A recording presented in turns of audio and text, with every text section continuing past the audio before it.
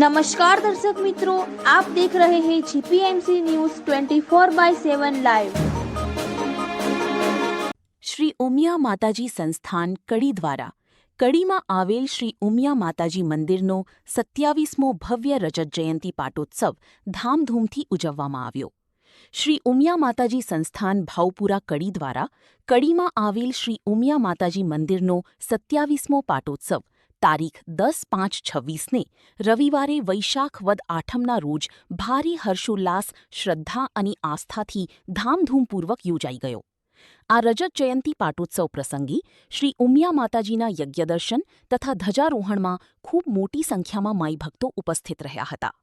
આ રજત જયંતિ પાટોત્સવના પાવન પ્રસંગે શ્રી ઉમિયા માતાજી સંસ્થાન ઊંઝાના ટ્રસ્ટી શ્રી બાબુલાલ કે પટેલ ખોરજવાડા, જય સોમનાથ ગ્રુપ, ઊંઝા સંસ્થાનના સંગઠન અને પ્રચાર પ્રસાર સમિતિના ચેરમેન શ્રી પ્રવીણભાઈ પટેલ તથા મહિલા સંગઠનના ચેરપર્સન ડોક્ટર જાગૃતિબેન પટેલ અને અનેક મહાનુભાવો, સમાજશ્રેષ્ઠીઓ સવિશેષ ઉપસ્થિત રહ્યા હતા.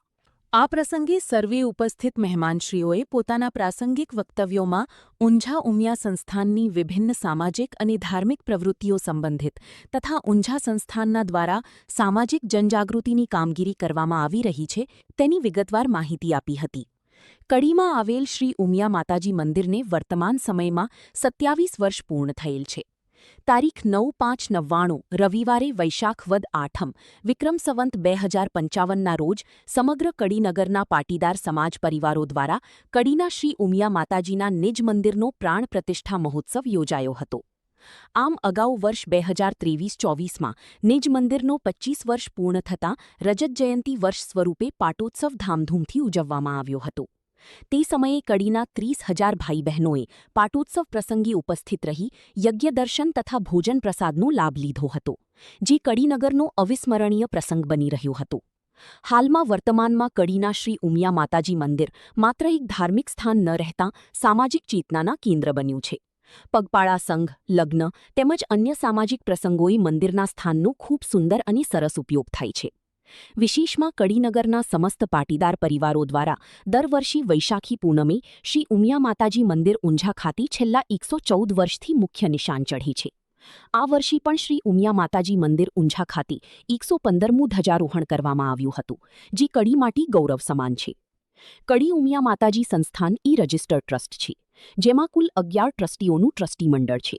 પ્રમુખ તરીકે શ્રી દિલીપભાઈ પી પટેલ રાજા ઇન્ડસ્ટ્રીઝ દાયિત્વ સંભાળી રહ્યા છે. અન્ય ટ્રસ્ટીઓ શ્રી વિષ્ણુભાઈ કે પટેલ, શ્રી ડાહ્યાભાઈ પટેલ, શ્રી અમરીશભાઈ સી પટેલ, શૈલેષભાઈ જી પટેલ, ભરતભાઈ પટેલ, માધુભાઈ જી પટેલ તથા અન્ય સહયોગી કારોબારી સભ્યશ્રીઓ ખૂબ શ્રદ્ધા અને ભક્તિભાવથી સુંદર રીતે કાર્ય કરી રહ્યા છે. અહેવાલ પીએ પટેલ, ઉમિયા માતાજી સંસ્થાન ઊંઝા, જીપીએમસી ન્યૂઝ 24/7 લાઈવ. विश्वानलाय वसुरुद्रादित्यभ्यादतग्रमे अग्नाय अद्भ्यस्य नमः.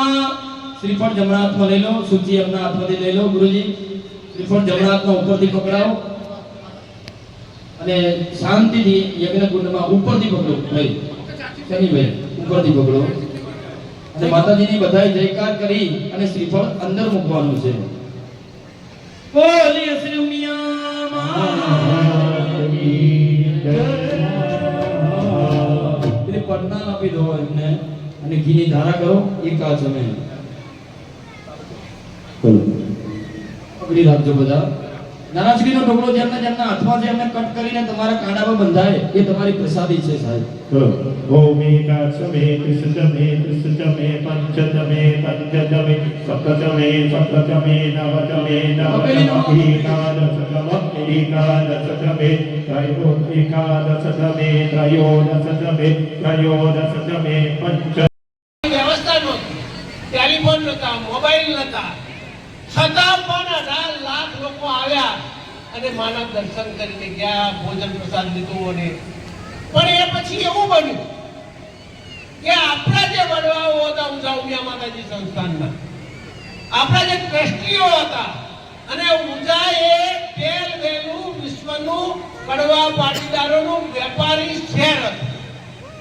એના કારણે 18મી શતાબ્દી માસથી જે બચત થઈ એને એમને મંદિરમાં રંગરોગન કે ઉપયોગ ના કરે. હું આ વાત એટલા માટે કરું છું કે શું થયું એના કારણે આજે આપણે આ રીતે બેઠા છે. તો એ પછી અમે ચિંતન કર્યું તો ભાઈ પાટીદાર ગામડામાં રહે છે, પૈસા કમાય છે, પણ દીકરા દીકરીઓને ગામથી શહેરમાં મોકલવાની તસ્દી લેતા નહોતા, કારણ કે પૈસા પણ નહોતા અને વાહન વ્યવહારની વ્યવસ્થા નહોતી. એટલા માટે ઊંઝા ઉમિયા માતાજીએ શરૂઆતમાં 18મી શતાબ્દી પહેલા શિક્ષણ માટેનો વિચાર કર્યો. જો આ સમાજમાં શિક્ષણ આવશે તો જ આગળ વધાશે. તો શિક્ષણ કઈ રીતે આપવું? સરકારી સ્કૂલો હતી, 5મા ધોરણ સુધી એજ્યુકેશન હતું, તાલુકા લેવલે 12મા ધોરણ હતું, પછી ગ્રેજ્યુએશન હતું, પણ આપણા દીકરા દીકરી નહોતા જતા. તો એના માટે ઊંઝા ઉમિયા માતાજીએ શરૂઆત કરી, એને પ્રસાદી રૂપે શરૂઆત કરી અને એમ કહ્યું કે જે તાલુકો જે ડિસ્ટ્રિક્ટ